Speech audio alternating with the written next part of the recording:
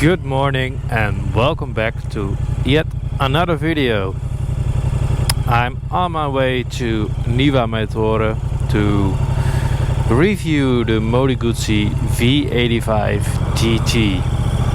So as you can see, I'm on my own V100 Mandello S, and I thought I'd bring this bike with me because it is a pretty good but difficult comparison if you compare it against the V85TT.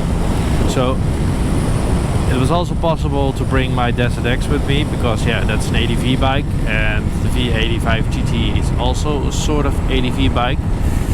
But I know there are a lot of people who are a little bit in doubt which bike to choose as a long distance tour. So Moto Guzzi fans are a bit divided right now.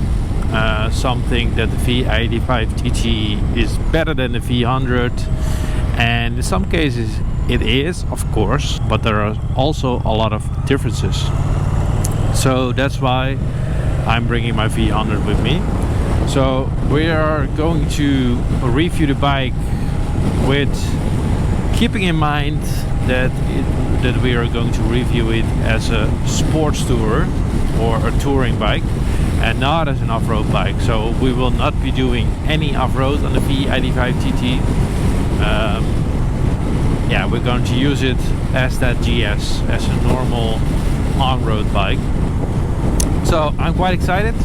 I have the bike for the whole day, and I'm going to try to make a first impressions video, a full review and a comparison to the V100 Mandello S. So hopefully 3 videos in total, and I hope you will enjoy this video. So let's go.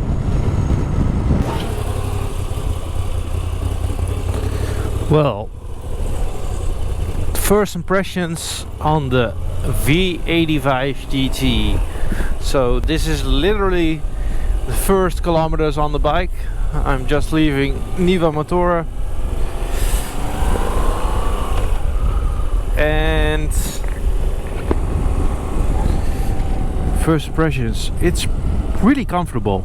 That's the first thing I noticed right away. The seating position is more comfortable than my V100. Maybe if you're riding more than a couple of hours, you will notice a difference, and maybe this is not that good, but for now feels pretty good. It feels light and heavy at the same time. That's pretty weird because it feels solid. Let's say it like that. It feels solid. So that's pretty good. It doesn't feel cheap. What I do notice is that the clutch is really light, lighter than my V100. Maybe because it's a cable clutch.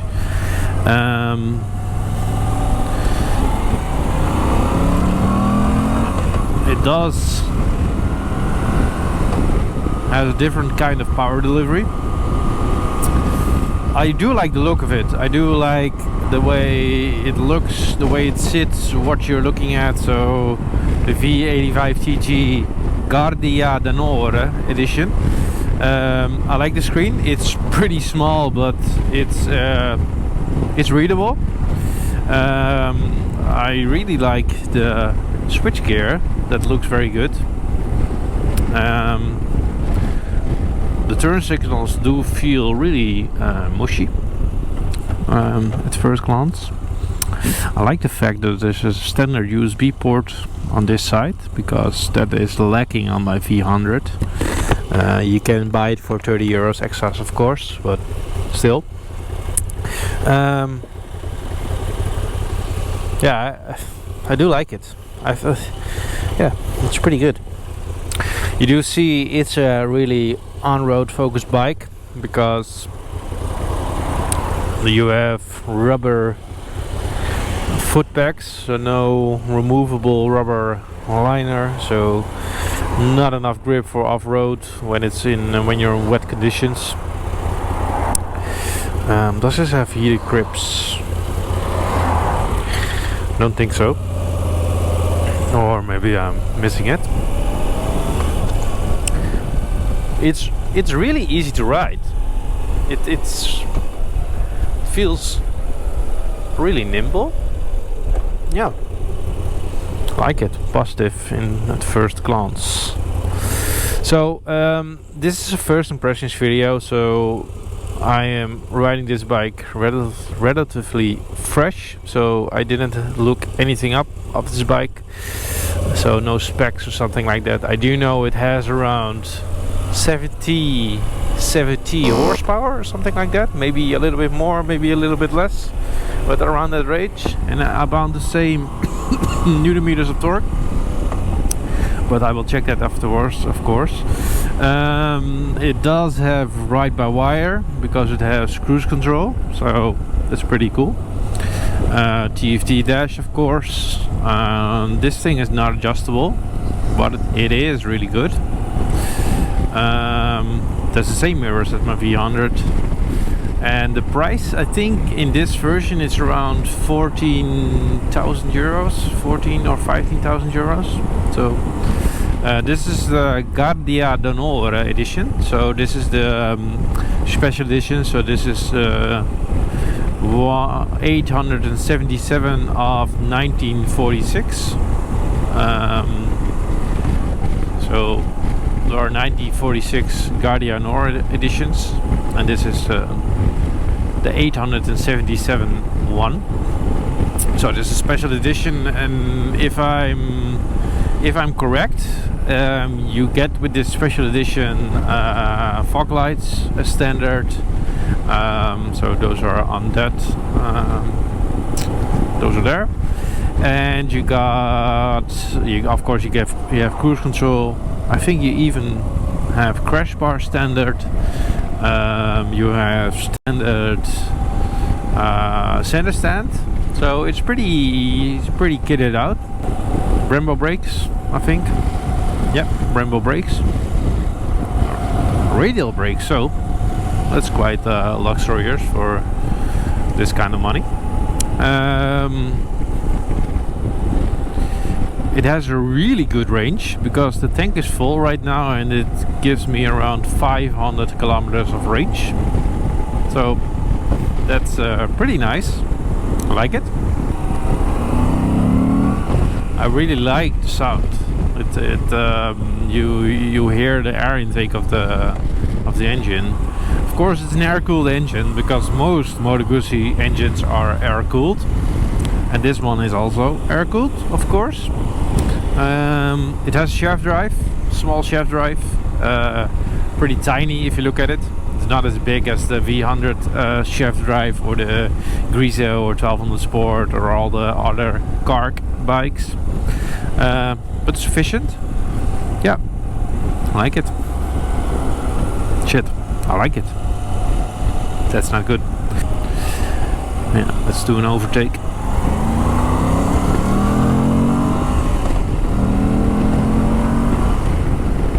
I like it. It's quirky, but I like it. Okay, first impressions on tech. It has enough tech, so it does feel like an older bike compared to the V100S or other similar bikes, but it's not empty. It does have a lot of tech, so it has a TFT screen, which is pretty okay. Cruise control, riding mode, so it's now in sport mode. Really quirky is the fact that you can change riding modes with the starter button. So I'm now in sport mode, and now road, rain, custom. So you have a custom mode, off-road, and sport again. So that's pretty cool. You have a trip meter, of course, a fuel meter, range, yeah, everything you need. It doesn't have heated grip as standard, I think, but maybe I'm missing something. It does have ABS, of course. No fancy cornering ABS. It does have traction control, but I don't think you need it with this kind of power. Fog lights, so you can turn them on like this. Pretty cool. I think that's it. So in terms of tech, I think it's fine. It's not the best, certainly not the worst, because there are still bikes in this day and age that don't have cruise control, but they are marketed as adventure touring bikes. Think about the Yamaha Tenere, for example, doesn't have cruise control, and I also think the V-Strom 800DE doesn't have cruise control also. So yeah, but as I said, pretty good in terms of tech.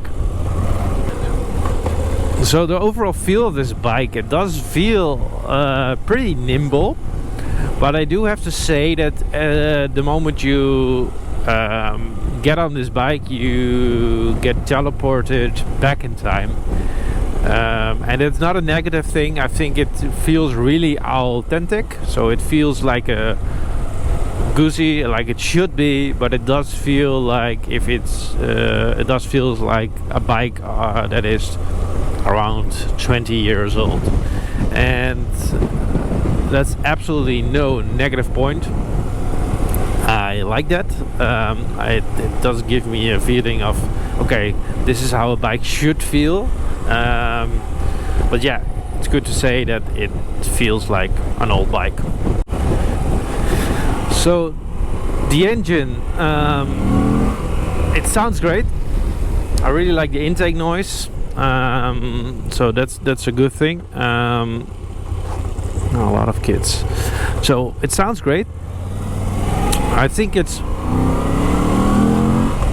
capable, more than capable. So I think the engine is pretty good. Of course, I'm not sure. I didn't ride it on the highway yet. I will try to do it in my full review. But I can imagine that you get.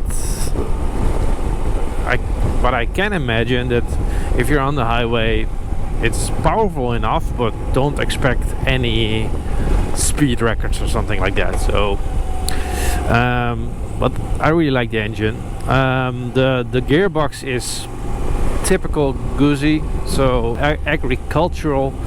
You really feel it when you shift gears, but not in a bad way. I think it's really smooth. The clutch is very light. Yeah, I like the engine. I like the transmission. The drive shaft, yeah, you don't feel it. Yeah, you don't feel any delay or something like that. It just feels good. And I really like the fact that it has a drive shaft, because I think this is the cheapest new bike with a drive shaft in terms of ADV bikes. So that's pretty cool, because I like my drive shaft. So yeah, cool. So in terms of comfort, first impressions, the seating position is really good. I am a 186 centimeters, so 1.86 meters, and my legs are perfectly fine. I also tried to stand up, and that was also pretty good. So standing up, it feels quite natural. You do need to change the pegs, of course, but yeah, it doesn't feel bad in any way. So that's cool. Yeah, like it, or like the comfort. I think you can go really long distances on this bike. So I saw a spot that we can use to check out the bike, look at it, do a little walk around. It also is really good, a really good turning circle. I think this bike is perfect for policemen in the city, I think. And I think this bike is also used by policemen in the city, because this one honors the long relationship with the police. That's why it's called the Guardia d'Onore. I think it's means guard with honor or something like that. So I'm gonna place the bike right here and we're gonna do a little walk around off-road. Maybe I can find a little off-road track to try it out. So a good moment to thank Niva Motore to give me the opportunity to use this bike, try it, ride it. So Niwa is a really cool shop. They have Moto Guzzis, they have Kawasaki's, they have Suzuki's and KTM's. So quite diverse. Aprilia also like it. Don't like a plastic bag. There is no. I'm sorry, environment. Sorry, Greta. Okay. So the Guardia d'Onore, 1946. I think that's a special date. It's the end of the war, of course. But I do think that at that moment the Italians already diverted back to the Allies instead of the Germans. So this is a special edition. Cool thing is that it has tubeless wheels, so that's a new thing compared to the first V85TT. And as I said, Brembo brakes, steel braided brake lines, pretty good. Standard, it has disc crash bars in this edition. A skid plate, which is quite beefy. It's quite strong. I do think it doesn't have a lot of ground clearance when off-roading. In normal gravel roads it's fine, but if you're going to do anything extreme, it will not work. So it has LED lights on the front, which is pretty cool. Like the Eagle, the same as my V100. I like the two bulbs. It has a 19-inch on the front, I think. It's 19-inch. I think so. Yes, 19-inch on the front and then 18 or 17 at the rear. 17 at the rear. So pretty standard, same as the GS, I think. So not. It's really between off-road and on-road, I think. So that's okay. I really like the fact that it has the frame is pretty visible, and I do like the fact that it has standard luggage rack on it, which looks pretty good. It also has a high exhaust, which is good for off-road, because I do know new bikes that are made for off-road or a little bit made for off-road, like the Trans Alp or the Yamaha Tenere, and it does have a low exhaust, and this one doesn't. Of course it has ABS, there's a shaft drive, a monoshock which is placed on the right, which is pretty cool. I do see a lot of people that are changing them for Öhlins, so probably could be even better. So it's a single seat, so one piece. Good accommodation for the passenger. Think also really good for their legs. I'm not sure about how many liters it can hold of fuel. I think this is my guess, so hopefully I'm right. And if I'm wrong, I will let you know, but I think it's 21 liters. I hope so. Fuel range of around 500 kilometers, so that's a lot. That's more than enough. It's almost the same as my BMW GS Adventure that I had. Standard, it has not too flimsy hand guards, but I do think they will break if you fall, but they're not flimsy. I've known more flimsy hand guards, and yeah, it's just a looker. I really like it. It's a good looking bike. It does divide opinions, because it's not the most modern bike. The standard, the original yellow and red version, or the red and white version, looks better, if I'm honest. But I'm not sure which bike I would buy if I was in the market for this bike, which color. I said at the beginning that you cannot remove the foot pegs rubbers, but you can, so that's pretty cool. It has a center stand, which is also pretty cool. It has protection for the ABS pump as standard, which my V100S also has. So let's ride it some more and talk about some other topics, and then we'll get some lunch and think about doing a full review and comparison to my V100S. So let's go. Does it have the famous Moto Guzzi shake? Because it's a transverse V-twin, it should shake a lot when starting up. Well, it's pretty hard to find neutral. Yes, neutral.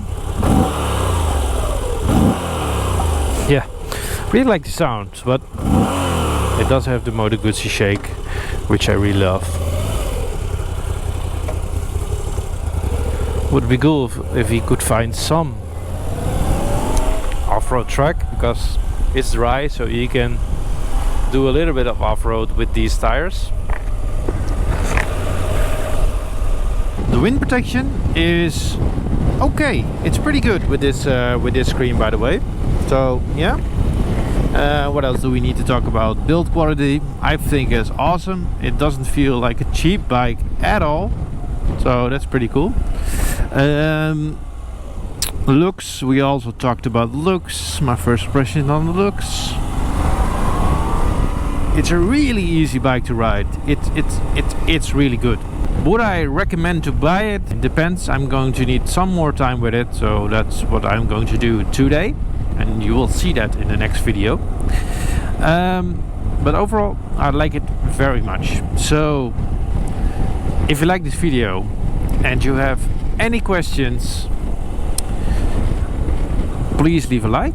And if you have any questions, leave a comment. And if you're not subscribed yet, please do, because you're really helping me with growing the channel. As I said, my end goal is to make this my job, and it will take a really long time, but every subscriber, every like and every comment, positive or negative, will help me get to my goal. So thanks for watching, and I will see you in the next video. Bye.